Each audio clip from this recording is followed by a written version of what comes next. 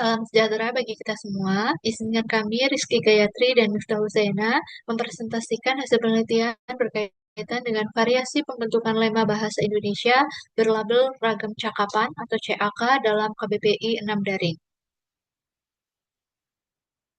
Penelitian ini dilatar belakangi oleh adanya isu lema kapital yang masuk dalam KBBI berlabel ragam cakapan dan memicu debat publik. Ragam cakapan merupakan bagian penting dari komunikasi sehari-hari dan dominan di ruang informal dan digital. Ragam ini menunjukkan identitas sosial, kedekatan relasi, serta ekspresi emosional. Dalam hal ini penting untuk melihat transparansi pelabelan dalam KBBI terkait ragam cakapan. Rumusan masalah dan tujuan dari penelitian ini uh, bertujuan untuk melihat bagaimana ragam cakapan direpresentasikan dalam KBBI 6 Daring, fokusnya pada bentuk satuan lingual, kategori gramatikal, pola pembentukan, dan fungsi wacana. Dalam hal ini, tujuan utamanya adalah memetakan bentuk lema, mulai dari kata, frasa, dan klausa, kemudian mengidentifikasi kategori gramatikal, mendeskripsikan pola pembentukan, menganalisis fungsi wacana, dan membandingkan dengan kamus internasional. Landasan teori yang digunakan dalam penelitian ini ada beberapa, ada leksikografi terkait dengan kamus sebagai sebuah produk yang ideologis, kemudian sosiolinguistik untuk melihat ragam bahasa dan konteks sosial, ragam cakapan yang informal dan ekspresif, ideologi bahasa berkaitan dengan label yang tidak netral dan tindak tutur untuk melihat fungsi pragmatik. Metode yang digunakan dalam penelitian ini adalah metode kualitatif deskriptif dengan bantuan kuantitatif yang terbatas. Sumber datanya adalah lema berlabel cakapan pada KBBI Daring 6. Datanya berupa 2.959 lema berlabel cakapan. Teknik yang digunakan adalah penelusuran sistematis pada sistem KBBI dan anotasi metadata.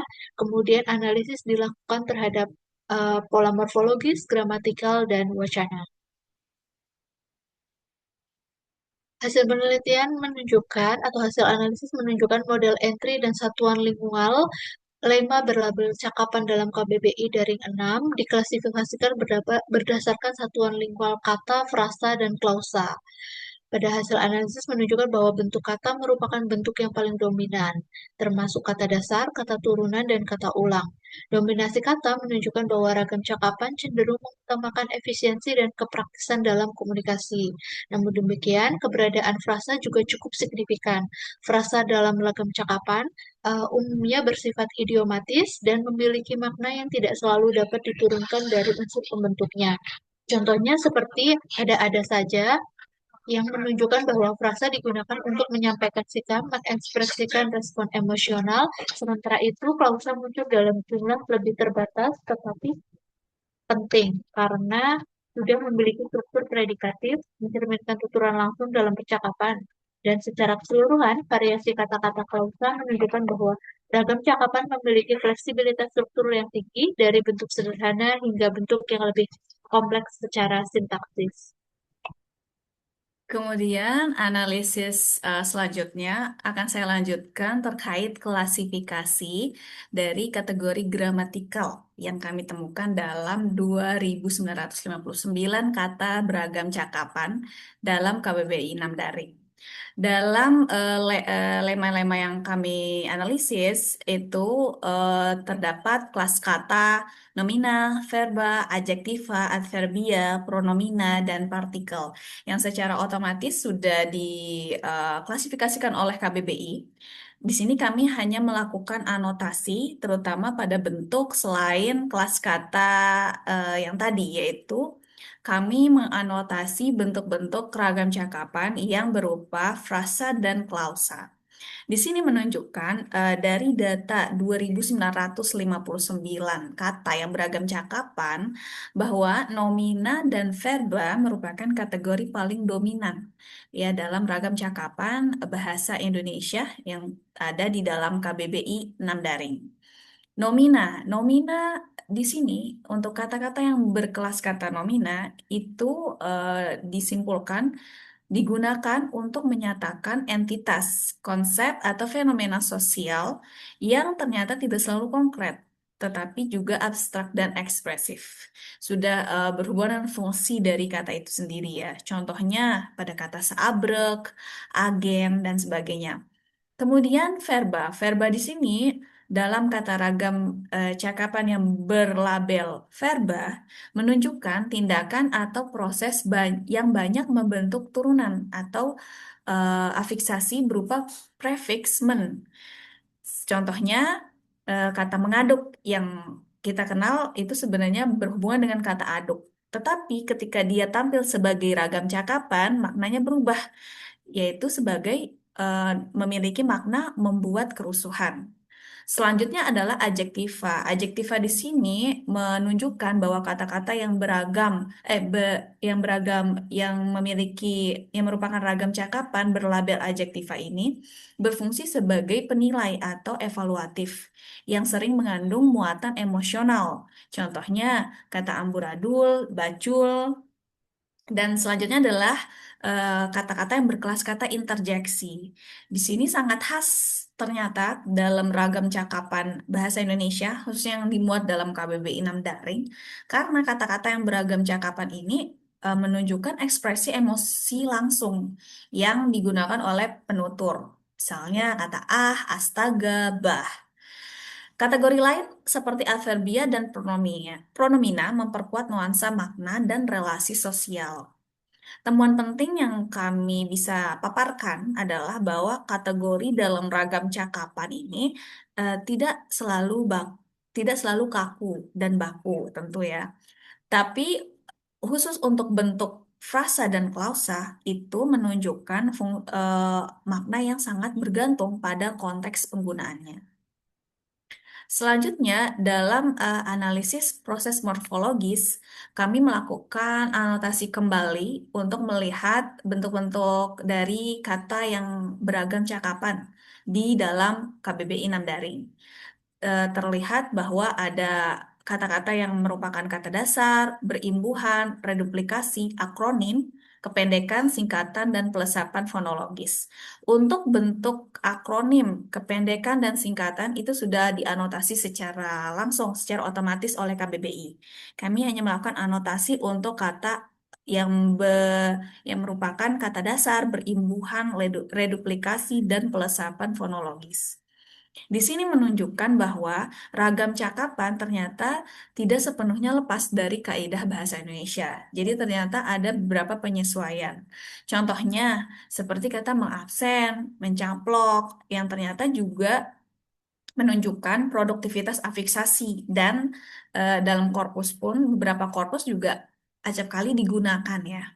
Dalam berita juga sering kita lihat ya bentuk kata-kata ini. Kemudian adanya reduplikasi seperti kata boro-boro, cas-cis-cus, kemudian pelesapan bunyi kata borkol yang merupakan brokoli dan banyak juga kata yang mengalami pergeseran makna yang berupa metaforisasi yang menunjukkan kreativitas bunyi. Dalam hal ini, kami menemukan bahwa proses morfologis dalam ragam cakapan ini merupakan kombinasi antara sistem bahasa baku dengan inovasi sosial penutur. Kemudian, di sini kami melihat bahwa eh, pola pembentukan kata yang beragam cakapan dalam KBBI itu sering dianggap tidak baku. Ternyata ini menunjukkan bahwa ada beberapa temuan yang kami bisa sampaikan dari hasil analisis ini. Yang pertama adalah dominasi kata dasar. Banyak dari kata-kata yang beragam cakapan dalam KBI 6 Daring ini bentuknya sangat pendek dan mudah diucapkan. Ya, kembali lagi ke fungsinya gitu ya, sebagai kata-kata yang digunakan dalam kegiatan non-standar atau non-formal. Jadi memang difokuskan kepada spesialisasi makna, seperti kata bokeh, yang ternyata tidak hanya bermakna tidak punya uang, tapi juga bisa bersifat kontekstual dan bernuansa situasional. Yang kedua adalah tingginya bentuk berimbuhan. Dalam data terlihat bahwa produktivitas morfologi afiksasi itu cukup aktif ya. Makna sering berkembang secara metaforis, seperti kata membiji yang ternyata bermakna menilai dalam ragam cakapan. Kemudian untuk kata yang selain kelas kata itu, yaitu berupa frasa, bentuk diterangkan dan menerangkan, diterangkan menerangkan lebih dominan. Ini mengikuti struktur bahasa Indonesia yang cenderung sering idiomatis, seperti kata bini gelap. Dan akronim serta kependekan itu dalam data cukup banyak ya, dan sudah dianotasi secara otomatis oleh KBBI dan menunjukkan bahwa kata-kata ini mencerminkan kebutuhan komunikasi yang cepat, ekonomis, dan adaptif.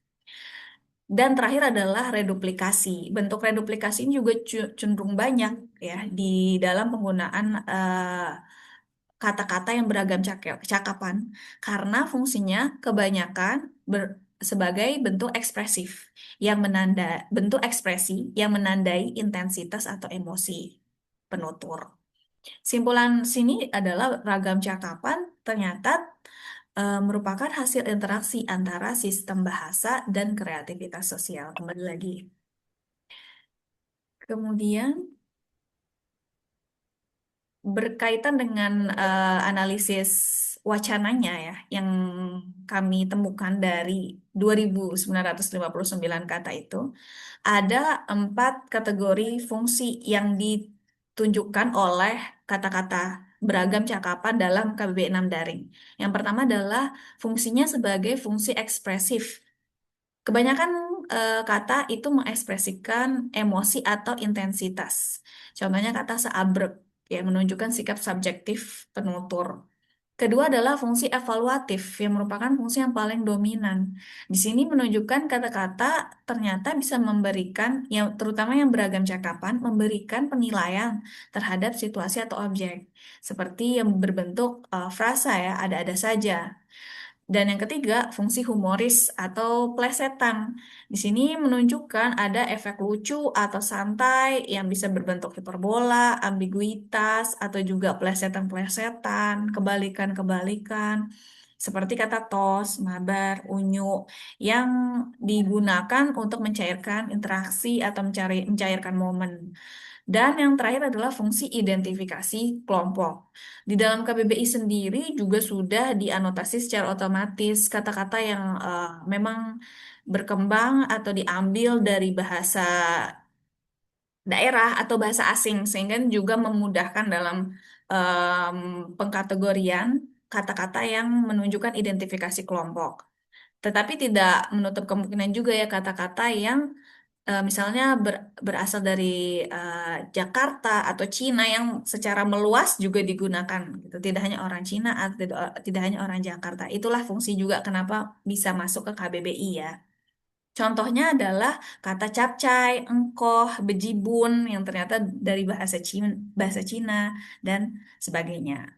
Secara umum, ternyata di dalam KBBI sendiri, kata-kata yang beragam cakapan menunjukkan bahwa bahasa itu tidak hanya sebatas alat komunikasi, tetapi juga sebagai alat ekspresi, alat evaluasi sosial, dan alat pembentuk identitas. Dan mengapa fungsi evaluatif cenderung dominan ini karena kebanyakan penutur menggunakan kata-kata beragam cakapan ini sebagai cara mereka untuk menilai, merespons, dan mengonstruksikan realitas sosial. Kemudian, selanjutnya, Selanjutnya kita lihat dengan perbandingan global melalui kamus internasional ada Oxford dan Merriam-Webster. Kalau di Oxford kita melihat bahwa ragam cakapan ini ditandai sebagai ragam yang informal, slang, atau tabu. Sedangkan di Merriam-Webster ada uh, fitur tersendiri yaitu fitur slang dan trending dengan penjelasan sinonim, konteks penggunaan, dan etimologinya. Jadi kalau dalam KBBI hanya digunakan CAK atau cakapan, KBBI mungkin ini lebih sederhana dan kamus global sudah lebih detail. Dalam hal ini, posisi KBBI ini bersifat deskriptif, tidak menolak bahasa non-standar, dan memberi legitimasi terbatas melalui label CAK itu. Kemudian KBBI juga merupakan bagian dari cara dokumentasi serta bentuk dari regulasi. Kesimpulannya, kita lihat bahwa eh, kata atau lema berlabel cakapan didominasi oleh bentuk kata, kemudian ada secara gramatikal yaitu nomina dan verba, pola utamanya berupa kata dasar dan beri hubungan, dan ragam cakapan ini menunjukkan kreativitas, ekspresif, dan kontekstual penggunaan dalam masyarakat. KBBI merekam dinamika bahasa masyarakat, dan dalam hal ini ragam cakapan bukan sebuah penyimpangan, melainkan bagian hidup dari bahasa. Ini merupakan daftar pustaka yang kami gunakan, dan terima kasih.